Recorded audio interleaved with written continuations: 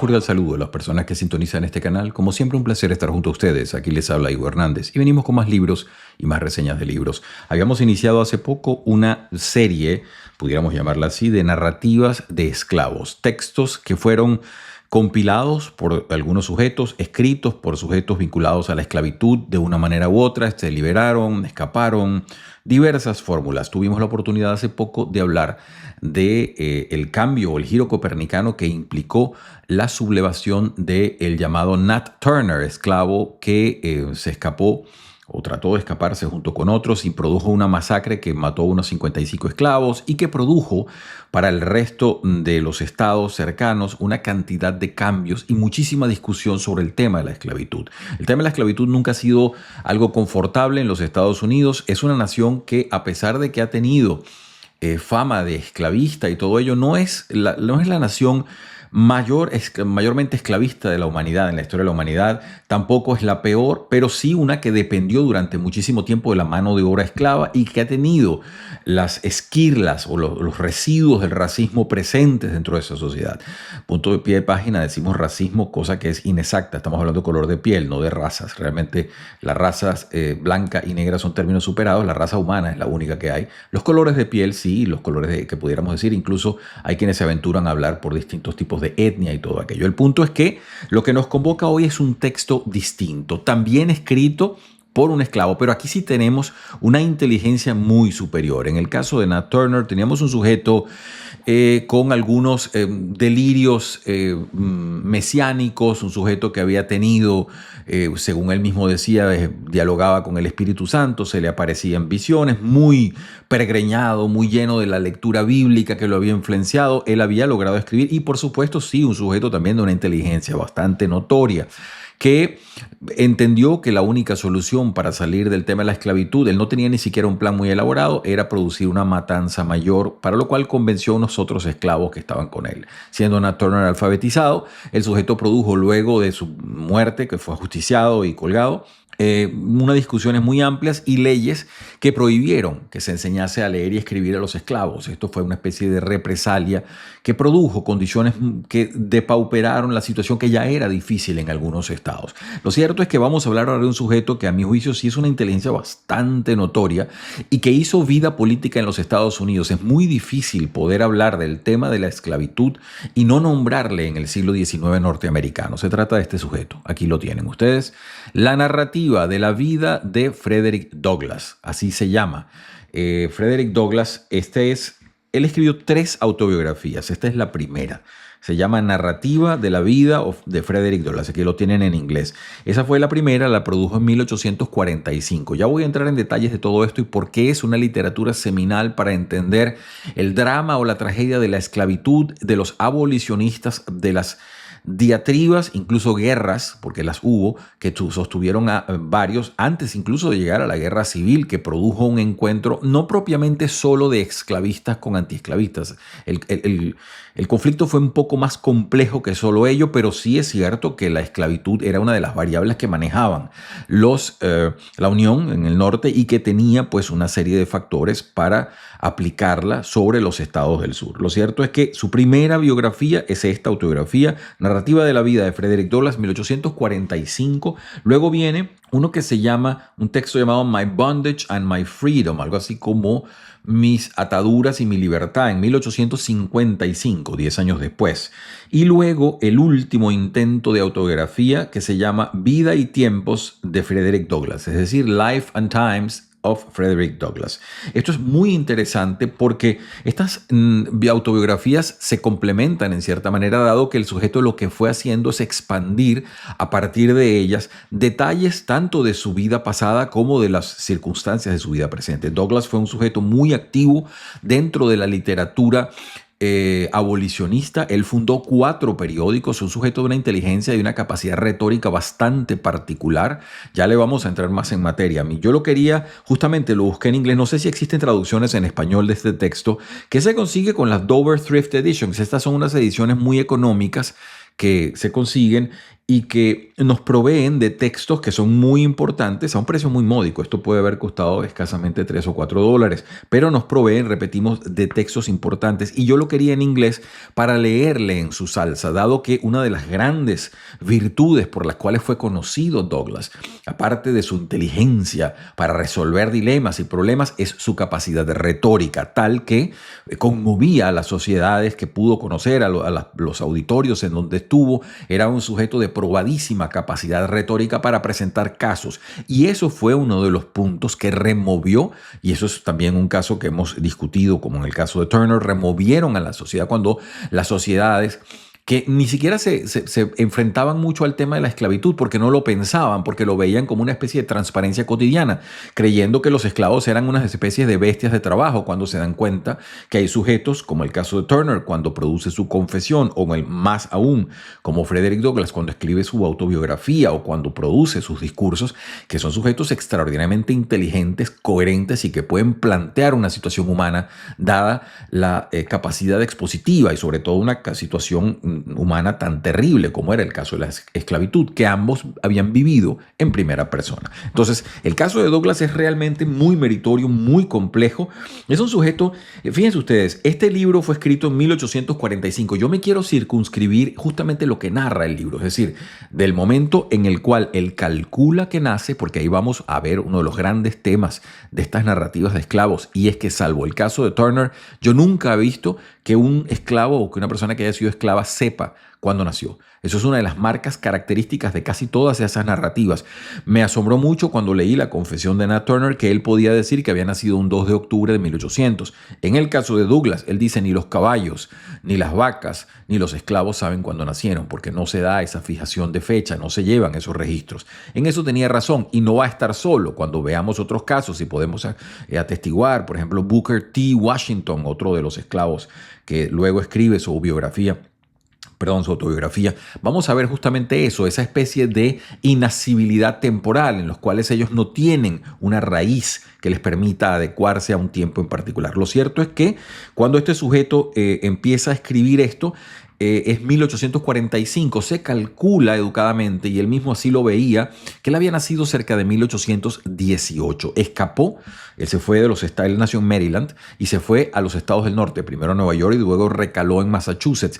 Y se calcula que él tenía más o menos unos 20 años y escribe esta biografía o esta autobiografía luego en unos 27, 28 años de vida. Va a escribir otras, pero nosotros nos vamos a quedar anclados más o menos hasta acá. Si usted pudiese tener acceso a las otras dos que le decía, My Bondage, My Freedom, o The Life and Times, o Frederick Douglass, es decir, textos muy posteriores, va a ver que va, sobre todo en la última, a recibir una cantidad de otra información. El sujeto fue en una vida muy rica en términos sociopolíticos. El sujeto fue presidente de un banco, fue incluso candidato a la vicepresidencia, si bien nominalmente, en un partido pequeñito. Fue un gran defensor de los derechos de sufragio de las mujeres. El sujeto estuvo vinculado a la política exterior en el caso de Haití. Es decir, políticamente fue muy activo. Dio discursos que son memorables dentro de la posición abolicionista y la posición que tienen que ver con la enmienda 13, 14 y 15 de la Constitución norteamericana, que vinculan no solamente el caso de la abolición de la esclavitud, como es la enmienda 13, que se hace en 1865, sino la 14, que es del 68, y la 15, que empiezan a expandir derechos civiles a la población. Y en este sentido, Douglass fue una pluma incansable. Les decía que fundó 4 periódicos y el sujeto se mantenía permanentemente activo. Si bien es cierto que como es un sujeto de una inteligencia proverbial bastante dilatada, su carrera y todo ello, sus posiciones no fueron siempre monolíticas. Él tuvo posiciones de cambio en sus posturas. Por ejemplo, cuando él escribe este texto que ya le vamos a dar cabida, él está siendo apoyado por los abolicionistas duros de Massachusetts, entre ellos el señor, justamente el que prologa esto, que es William Lloyd Garrison. William Lloyd Garrison es un sujeto que viene desde 1831 en un diario que se llamaba The Liberator, moviendo la opinión pública en relación al abolicionismo. Pero Lloyd Garrison y otra gente con él eran de los abolicionistas duros, es decir, de la gente que decía que había que abolir la esclavitud de una sola vez. E incluso gente que tenía una posición contra la Constitución, en la cual pensaban que había que disolver parte de la Constitución o toda la Constitución porque tenía visos esclavistas. Douglas luego se separa de eso. Si bien al comienzo él y Lloyd Garrison van a hacer tournees de discursos, van a hacer muchas cosas juntos, un par de años después, por posiciones políticas, ellos se van separando. Entonces uno se da cuenta que el caso de Douglas es interesante porque él va evolucionando intelectualmente en razón de sus ideas y sus posiciones respecto a diversos puntos. Entonces fíjense ustedes, lo que les quería decir, los 4 periódicos que se los quería nombrar porque yo no sabía, yo sabía solamente de un par de ellos y me fui enterando de otros. Él, repito, para darle las coordenadas de vida, el sujeto nace, se supone educadamente, y él mismo lo decía, más o menos en 1818. Él se inventó una fecha de nacimiento que fue el 14 de febrero. Él no lo sabe. Él lo pudo haber escogido, él lo escogió en relación a algo en particular, pero no tiene nada que ver con un vínculo real de nacimiento.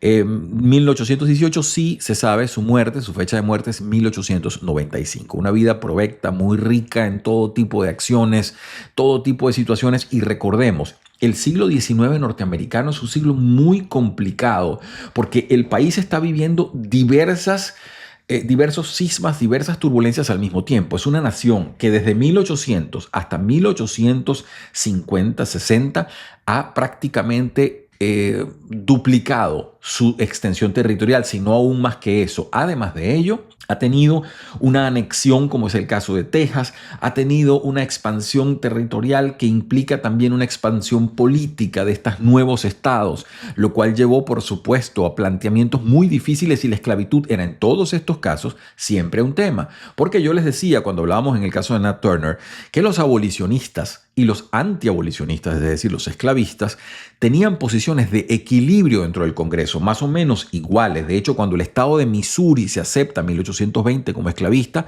se pasa entonces Maine como estado libre para mantener siempre esa paridad de votos. Y cada vez que se producía o bien la anexión de un territorio, como fue el caso de Texas, o la expansión de nuevos territorios, una de las primeras preguntas es qué tipo de sociedad va a haber allí. Porque cualquier tipo de sociedad que se diera iba a incidir en un desbalance en los votos, y los abolicionistas pudieran entonces tener más voz que los antiabolicionistas o viceversa. Y ese tema político estaba siempre en la palestra. El tema de la esclavitud era uno de los grandes temas, no era el único, eso es cierto, pero era uno de los grandes temas en todas las discusiones del Congreso en muchos sentidos, tanto que llevó al país a una cruentísima guerra que produjo unas enormes pérdidas humanas durante 5 años, 4 años y tanto. Entonces, ahí puede usted darse cuenta lo complicado de todo esto. Pero el sujeto, lo cierto es que en medio de ese fragor de ideas mantuvo una pluma muy inquieta, les decía, y fundó 4 periódicos. El primero es The North Star, 1847-1851. Luego, Frederick Douglass Papers, 1851-1860, luego Douglass Monthly, 1859-1863, y luego The New National Era, 1870-1874. Y fíjense que hay una cosa acá que podemos nosotros discurrir. Usted se preguntará, bueno, ¿y por qué este sujeto mantenía estos periódicos? Por diversas fórmulas. Primeramente, porque era la manera. Recordemos, los Estados Unidos habían producido innovaciones en términos de imprentas que lograban esos tirajes un poco más rápidos, mucho mayores, más fáciles y más económicos. Y ello permitía la circulación de ideas de una manera rápida, multiplicaban cualquier concepto de una manera prácticamente en días, en horas. Eso como primera medida. Y no puede dejarse de lado el hecho también que muchos de estos sujetos tenían que vivir de algo. Y entonces, cuando usted ve, por ejemplo, que el sujeto producía un periódico que se llamaba Los Papeles de Frederick Douglass, era que él hacía más o menos como lo hacen otras personas hoy, que tienen un Patreon o que tienen una especie de financiamiento directo. Esos eran periódicos hechos por suscripción.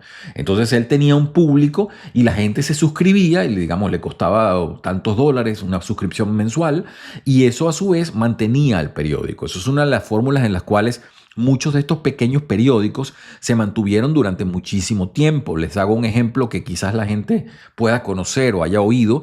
En el caso famosísimo del el panfletista o diarista Karl Kraus en Viena, estaba la famosa Die Fackel, la antorcha, que es uno de esos diarios que la sociedad vienesa amaba y odiaba al mismo tiempo y que se financiaba precisamente así, lo hacía su editor prácticamente solo y que se financiaba por suscripciones. En este caso, Douglas Monthly o Frederick Douglass Papers era una manera de Douglas mantenerse a flote económicamente porque no siempre tenía cargos que pudiesen lograr mantenerle a él y a su familia, ¿no? Eso es importante. Entonces, seguimos adelante. Les decía que el sujeto tuvo una vida sumamente amplia. Posterior a 1845, cual sería el caso luego de este libro, él va a hacer muchas otras cosas. Yo me voy a quedar justamente allí, en 1845, en todo esto.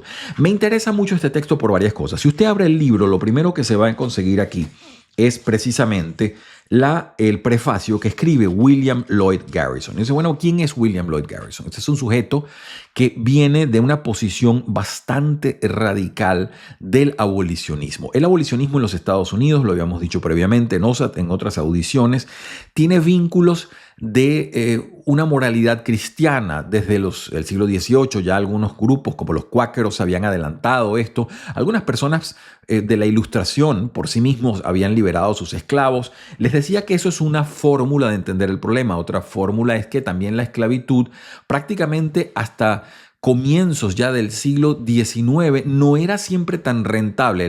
Tener esclavos no es tan fácil como puede sonar. Tener esclavos es muy costoso. Hay que velar por una serie de previsiones que el amo debe tomar sobre estos esclavos. Y a menos que el trabajo que esta gente produzca logre un superávit tal que justifique su existencia, muchas personas pudieran decir, bueno, los dejo libres o no. Y en el caso de las guerras, eso solía ser el caso.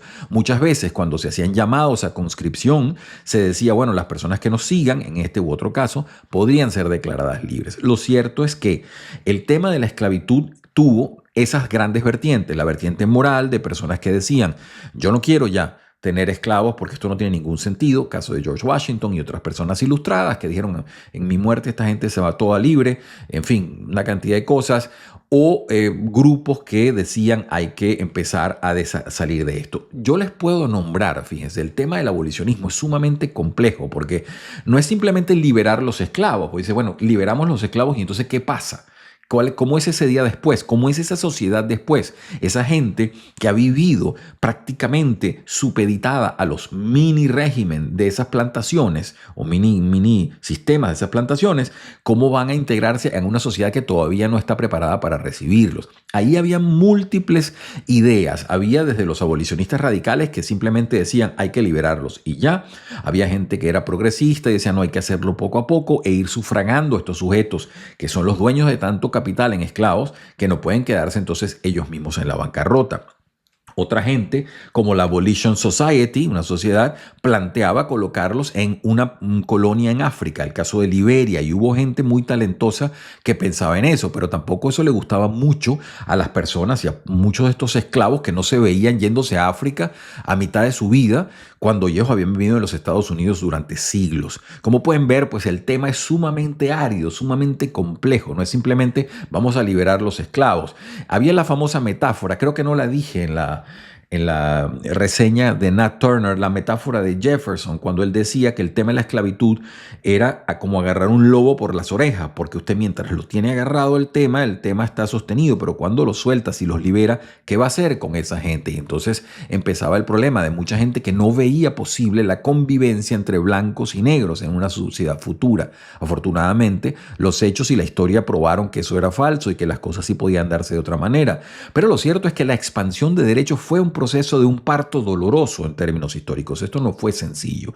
Lloyd Garrison, este es un sujeto de los duros, es decir, de los abolicionistas duros. Cuando se produce la revolución o la sublevación de Nat Turner, mucha gente miró hacia Massachusetts y decía, son sujetos como este los que están inflamando a la sociedad y produciendo elementos de riesgo dentro de nosotros. Y Lloyd Garrison fue perseguido muchas veces y otros abolicionistas incluso fueron muertos. Es decir, hubo sujetos que fueron a dar un discurso discurso y los linchaban. Así de grave era la situación y de compleja en esos momentos. Entonces, les decía, Lloyd Garrison es un sujeto que funda un periódico. Ese periódico The Liberator, con altas y bajas, va a estar desde 1831 hasta 1865.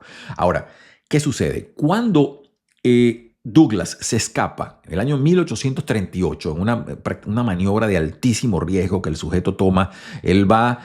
Les voy a decir la ruta que la tengo más o menos de memoria. Puede haber algunos bemoles y algunos errores, pero es más o menos así. Él se disfraza de marinero por razones diversas y entonces el sujeto va, creo que es desde Maryland, se embarca hasta alguna parte en Delaware, de Delaware a Filadelfia, de Filadelfia a Nueva York y de Nueva York se queda un tiempo allí y luego coge hacia el norte.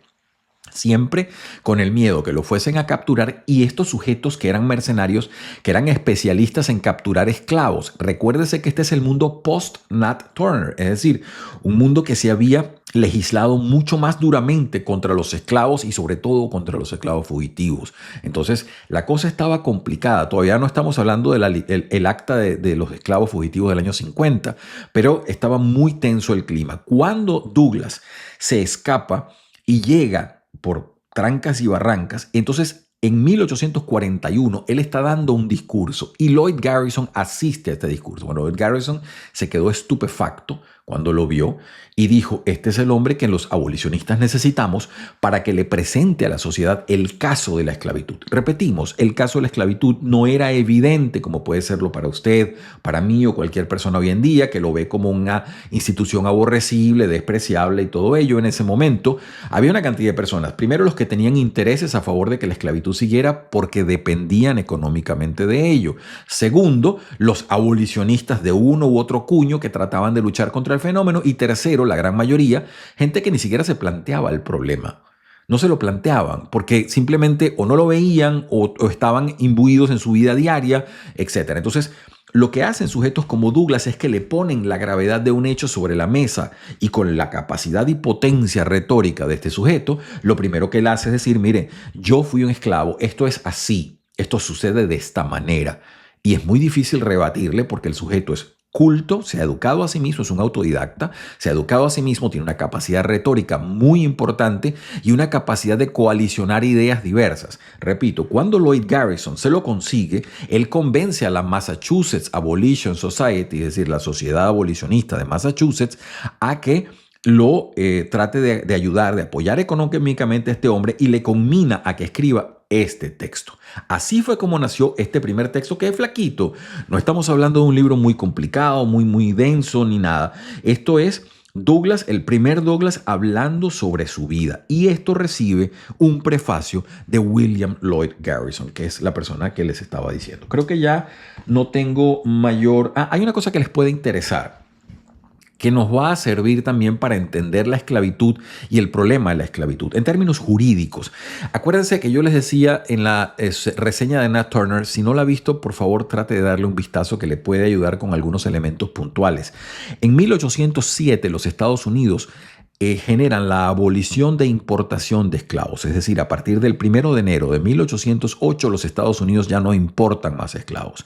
Esto no es no debe verse solamente como una especie de medida meritoria o moral, es sobre todo en términos económicos. Aquí está también la mano de Inglaterra que tenía tras estos hechos las fórmulas de herir duramente a las personas que se estaban manejando con el tráfico de esclavos. En fin, hay mucho más que una posición de blanco y negro, de bueno o malo. Aquí hay muchas razones político-económicas de fondo. El punto es que los Estados Unidos generan esa abolición. Eso no termina ni con el contrabando de los negros que siguió. Y por otra parte, obliga entonces a los dueños de plantaciones a tener que reproducir los negros. Entonces empieza la reproducción de los esclavos de una manera más directa. Y aquí muchos de los territorios empiezan entonces a buscar legislación para tratar de sustentar cómo se hace este caso. Y viene en términos jurídicos lo que se llama el partus sequitur ventrem. Eso es una cosa que viene como principios jurídicos del siglo XVII en alguna de las provincias, sobre todo en Virginia, donde se decía que el hijo hereda la condición de la madre. Si la madre es esclava, el hijo nace esclavo. Si la madre es libre, entonces el niño sería libre. Por esa razón, por ejemplo, usted ve que Douglas, que en estricto sentido no es negro, en estricto sentido él es lo que se llamaría en la época un mulato, porque él mismo lo dice, su padre habría sido un hombre blanco, su madre una mujer de color, pero era esclava. Entonces él hereda la condición de la madre. Por esa razón, él es esclavo también. Eso es muy importante para entender esa arquitectura del racismo de la época que mucha gente olvida con una especie de repudio o de rechazo actual. Es algo despreciable como institución, pero hay que tratar de entender los goznes y las formas en las cuales se movía este mundo que regía. Y fíjense que yo cuando les digo este sujeto no era solamente negro, es porque hoy en día, sobre todo en los Estados Unidos, toda persona que no es blanca es negra o es de color. Es como una especie de gran etiqueta. Pues en la época el racismo estaba mucho más refinado, es decir, sobre todo en las colonias diversas que había, incluso en Latinoamérica, se hablaba de distintos tipos de mezcolanza. Teníamos los mestizos, los mulatos, etc. Entonces, un hijo de blanco con negro a iguales partes hubiese sido llamado, no sería llamado negro, sería llamado un mulato. ¿Cuál es el caso de Frederick Douglass y de otras personas? Pero esto viene a colación simplemente para lograr el refinamiento de los términos para entender esto. Fíjense que esto es un punto importante. Douglass en su vida provecta y larga vivió 77, 78 años. Él estuvo casado primero, cuando escapa, él se casa con una negra esclava libre, que había sido liberada, llamada Ana, no recuerdo su nombre, Ana algo. Bueno, lo cierto es que esta señora, ellos viven creo que 40 y tantos años, ella al final muere. Y entonces él se vuelve a casar. Y cuando se vuelve a casar, se casa con una mujer blanca en su segundo matrimonio. Entonces él decía, fíjense ustedes cómo veía la situación. Él mismo decía, porque por supuesto esto produjo mucho rechazo todavía en la sociedad. Recuérdese que la esclavitud fue abolida, pero los perjuicios no. Y mucha gente tenía todavía un racismo incipiente y un rechazo hacia las personas de color en la sociedad norteamericana. Él decía, como argumento, dice, la primera vez de mi vida yo me casé con una persona del color de piel de mi madre y en la segunda parte de mi vida me casé con una persona del color de piel de mi padre, lo cual lo certifica justamente como lo que les digo, como un mulato.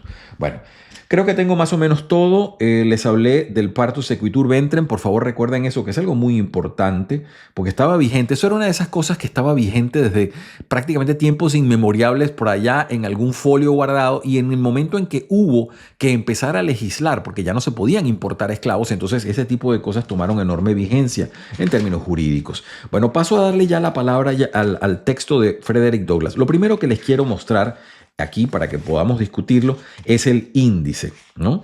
El índice por lo siguiente, porque aquí nos presentan 11 capítulos, dice la narrativa de la vida de Frederick Douglass, pero el prefacio viene de William Lloyd Garrison. Y yo quisiera para nuestra discusión comenzar con ese prefacio. Repito, imagínese usted estos abolicionistas de duro cuño, muy convencidos, predicándose entre ellos las bondades de y llega este hombre y ve este sujeto discurriendo un discurso en 1841, pues se quedó completamente asombrado. Y así lo dice, fíjense, estoy acá en la página 7, al comienzo en el prefacio, y dice así: en el mes de agosto de 1841, yo fui a una convención anti-esclavitud en Nantucket, en la cual fue mi especial felicidad poder llegar a conocer a Frederick Douglass o trabar conocimiento con Frederick Douglass, el autor de la siguiente narrativa.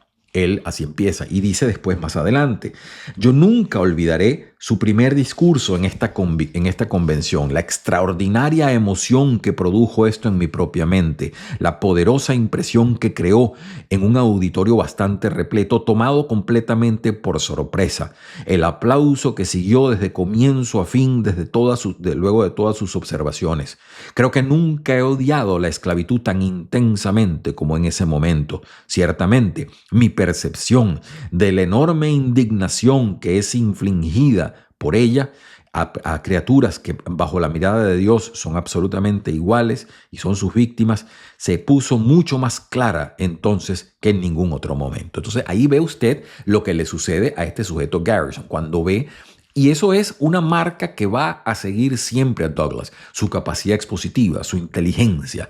Y eso es muy interesante porque fíjense que él tiene varios momentos eureka en su vida, esos momentos que cambiaron. Uno es cuando él se da cuenta del poder de la lectura. Estamos hablando antes de todas las leyes Nat Turner, porque él estaba todavía un poco muchacho, creo yo, sería justamente más o menos en esa época, 1830 o algo así, cuando él se da cuenta, él tiene o lo cambian a unos amos y una de las señoras le empieza a dar las letras, pero luego el marido le prohíbe a ella seguir haciéndolo y él quedó dándose cuenta del poder de leer las cosas. Luego empieza a ingeniárselas para tratar de aprender a leer de diversas formas y le cae en las manos un libro, por cierto, ojalá lo pudiésemos tener acá, se llama The Columbian Orator, algo así como el orador de Columbia, que son esos textos del siglo XIX que eran unas especies de compilaciones de diversos trabajos que justamente procuraban enseñar a la población diversas fórmulas. Él lo agarró con la sed de la autodidáctica y prácticamente se lo devoró.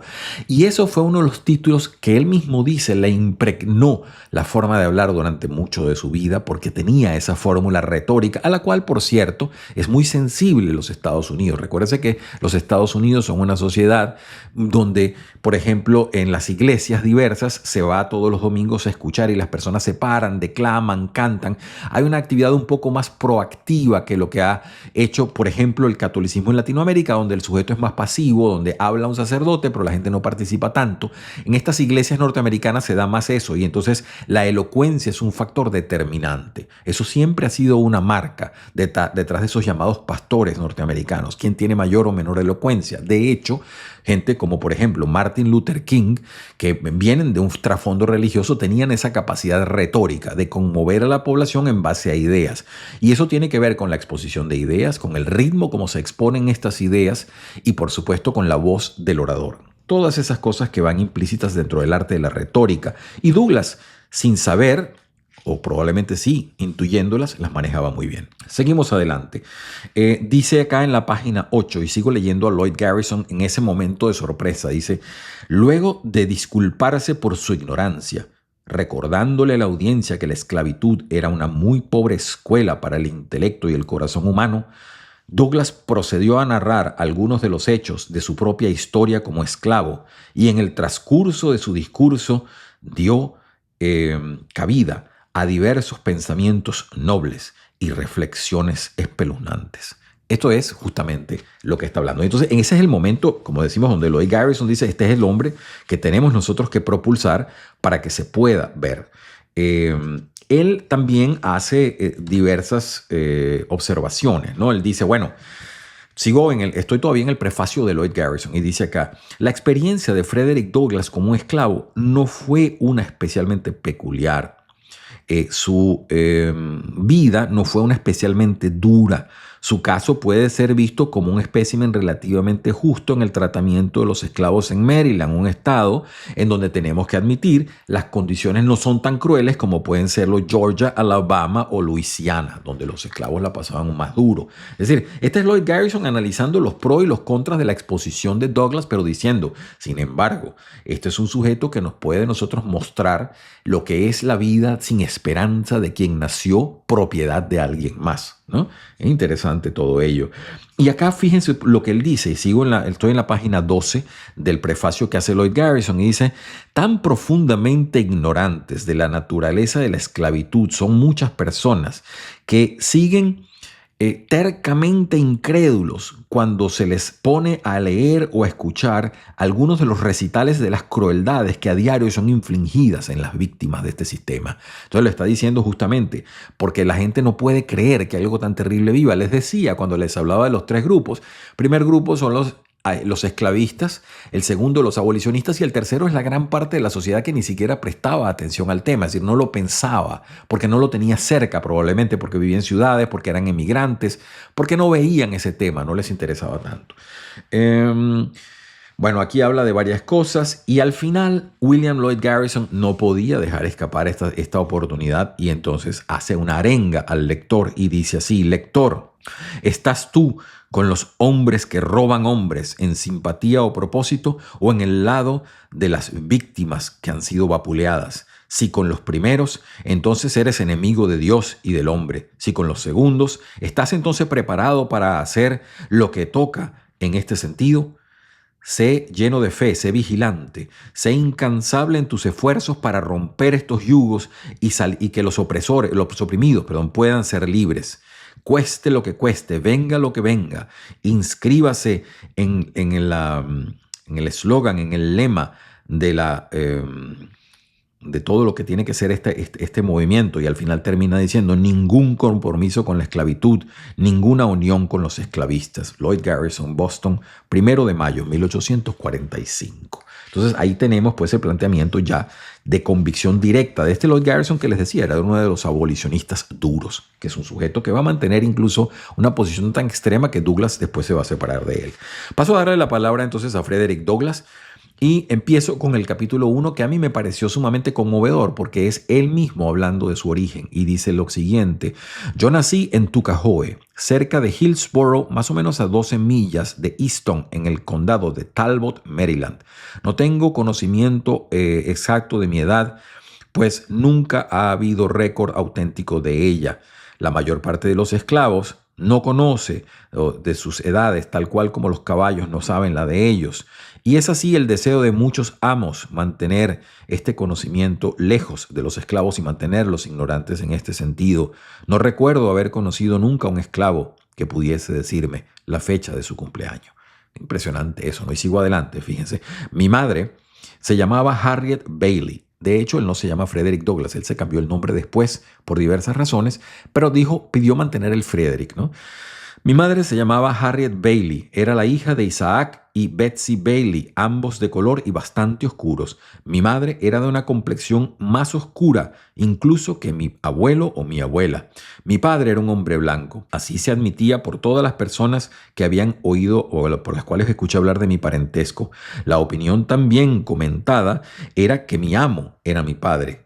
Pero de lo correcto o de lo certero de esta opinión no puedo decirlo. Eso realmente no significa nada para mí. Mi madre y yo fuimos separados cuando era solamente un infante y mucho antes de que pudiera realmente conocerla. Y hay unas escenas muy conmovedoras donde esta señora se escapaba desde donde la tenían por las noches para venir a ver al niño, y lo hizo un par de veces. Esta parte es muy conmovedora y él la narra con bastante sentimiento, y repetimos, con bastante. La madre muere poco tiempo después, cuando él tiene más o menos unos 6 o 7 años, y ahí empieza pues un deambular por diversos amos. La suerte de él es que en algún momento se lo llevaron de la plantación donde estaba y donde le esperaba un fin bastante embrutecedor a una casa en Baltimore, y se convierte de ser esclavo de plantación en esclavo de casa. Allí un joven matrimonio empieza a tenerlo para diversos servicios. El sujeto, la joven, la señora, la nueva ama, digámoslo así, él le empezó a enseñar el alfabeto y todo ello. Cuando su marido se enteró, lo prohibió, pero ya entonces el joven se había dado cuenta del sabor y el poder de la palabra escrita y de la palabra leída. Y entonces dice aquí, justamente en esa reflexión, estoy en la página 18, yo miro mi partida desde la plantación del coronel Lloyd como uno de los más interesantes eventos de mi vida.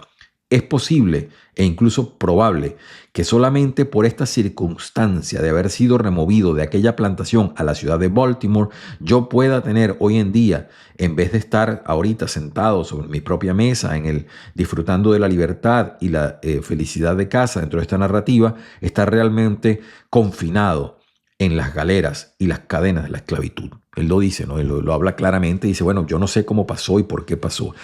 Él tiene una reflexión muy interesante sobre la esclavitud como una institución que corrompe incluso a la gente buena, y utiliza a esa joven que le enseñó las primeras letras, la utiliza como una especie de ejemplo, diciendo que al comienzo, esta mujer recién casada, recién ama de casa, llegó con una actitud bastante benevolente. Siendo de ciudad, no estaba muy habituada a la mano dura con los esclavos ni nada de ello, sino que empezó teniendo algunos esclavos que le fueron dados para actividades de casa, para ayudas domésticas y tal.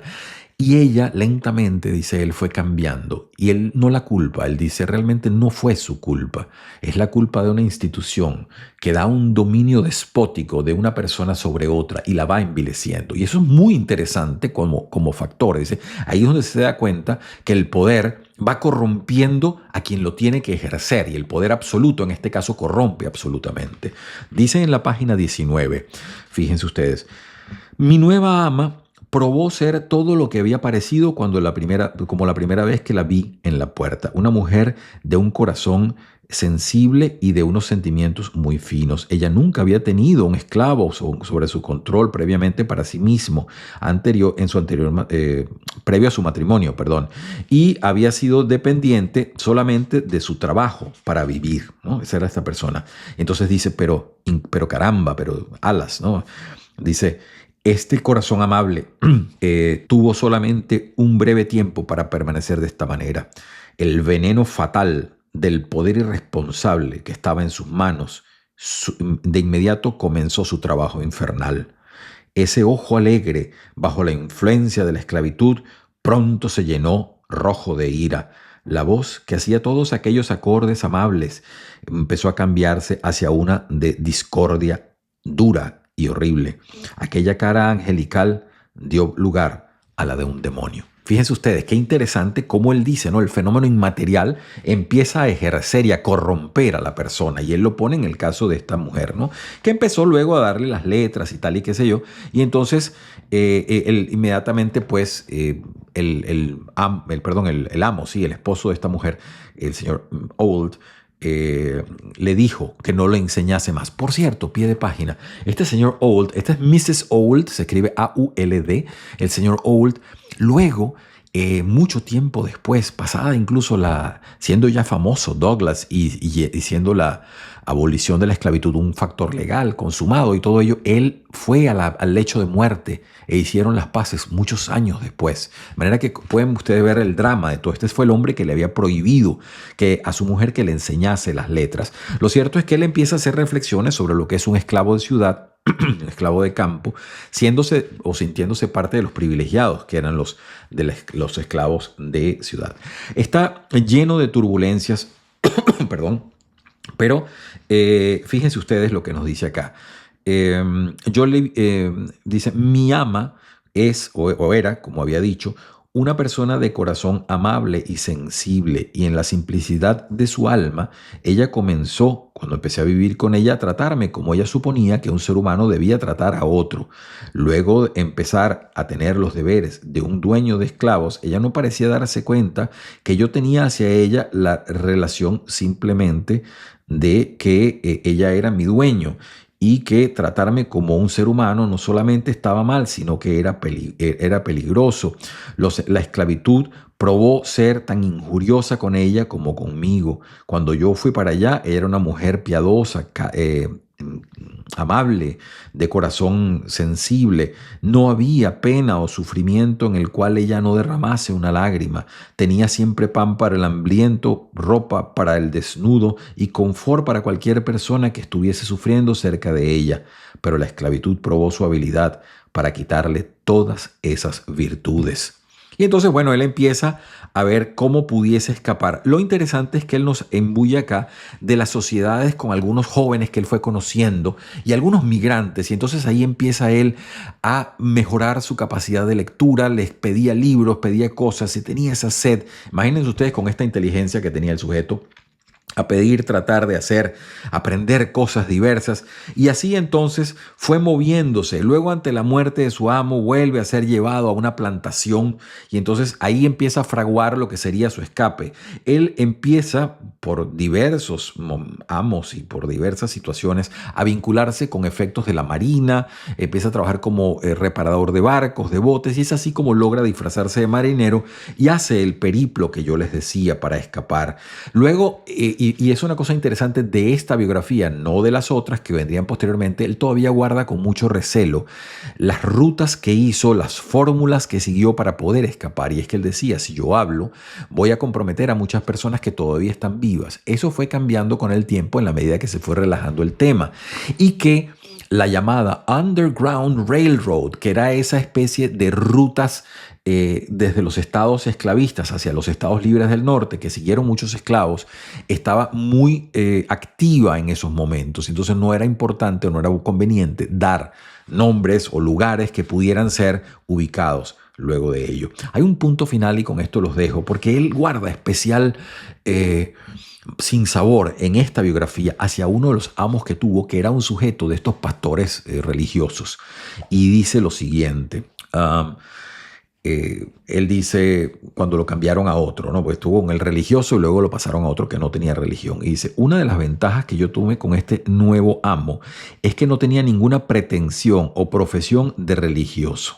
Dice, y esto en mi opinión era realmente una gran ventaja. Yo puedo decir sin ninguna duda que la religión del sur es simplemente una cobertura para los más horrendos crímenes, una justificación de las barbaridades más appalling, más sí, lamentables, un santificador de los fraudes más odiosos y un cobijo para lo más oscuro bajo el cual los más infernales hechos de los esclavistas encuentran protección.